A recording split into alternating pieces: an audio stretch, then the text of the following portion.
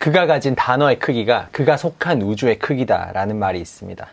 그 사람의 말투, 언어 습관을 통해 그 사람이 어떤 사람인지 알 수 있고 피해야 될 사람, 걸러야 할 사람도 쉽게 알 수 있는 거죠. 근데 가스라이팅을 하는 남자, 입에 욕을 달고 사는 남자가 아주 해로운 남자다라는 걸 모르시는 분은 없을 거예요. 그래서 이번 영상에선 이런 대놓고 나 별로다라고 티내는 남자 말고 얼핏 들으면 그냥 지나칠 수도 있는 은근히 해로운 남자의 말 습관을 알려드리겠습니다. 참고로 이건 여자들을 볼 때도 해당되는 내용이니 남자분들도 꼭 참고해주세요.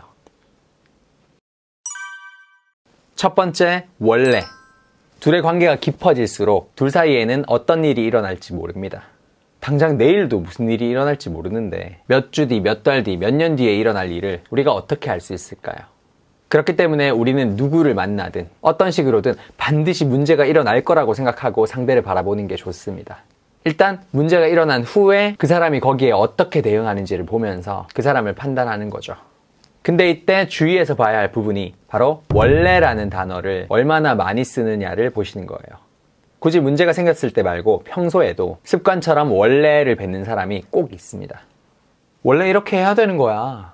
나는 원래 이래. 이런 사람은 가까이 안 하시는 게 좋아요. 왜냐하면 원래라는 말을 하는 사람의 심리는 새로운 방식에 적응하기 귀찮아서 익숙한 걸 버리면서 스트레스를 받는 게 싫기 때문에 문제를 회피하고 고집만 부리겠다는 거기 때문이죠. 즉 생각이 유연하지 못하고 상대의 의견을 들을 생각이 없는 유형의 사람이라는 거예요. 예를 들어 너 여사친들한테 왜 자꾸 그런 연락이 와? 아 그냥 친구라고 원래 이렇게 지냈어.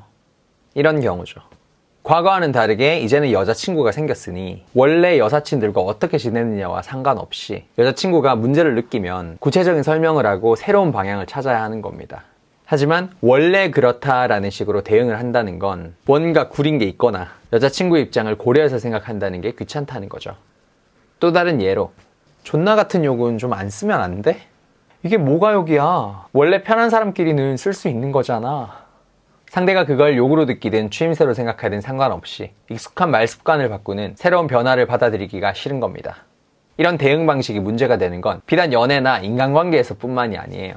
헬스장에서 트레이너가 올바른 운동 자세를 잡아줬을 때 저는 원래 이렇게 했는데도 운동 잘 되던데요? 이렇게 말을 하는 사람이 운동을 더 잘하게 될 일은 없겠죠. 일을 할 때도 원래 그렇게 하는 거 아니야. 그럼 어떻게 해요? 에이 그것도 몰라? 이건 상대의 입장을 고려하지 않고 순수한 본인의 주관적인 경험을 원래로 포장하면서 상대에게 강요하는 식인 거죠. 이렇게 일이든 운동이든 연애든 어설픈 사람들은 원래 이랬는데 거리면서 더 좋은, 더 나은 새로운 방식을 받아들이지 못해요. 딱 그게 그 사람의 한계라고 보시면 됩니다. 발전도 없고 더 나아질 희망도 없는 거예요. 둘 사이에 문제가 생기면 그게 절대 해소되지 않고 옆에 있는 나만 암 걸리게 되는 겁니다. 두 번째, 너부터 잘해. 초딩들, 요즘에는 잼민이라고 하죠. 그 나이 때 친구들이 가장 많이 하는 말 중에 이런 게 있습니다. 쟤도 잘못했는데 왜 나한테만 그래요? 너도 그랬잖아. 네가 안 했으면 나도 안 했지. 근데 더 재밌는 게 어른들 중에서도 이런 사람이 의외로 참 많다는 거예요. 가장 대표적인 사례가 바로 선거에서의 네거티브 전략입니다. 저는 항상 의아했어요.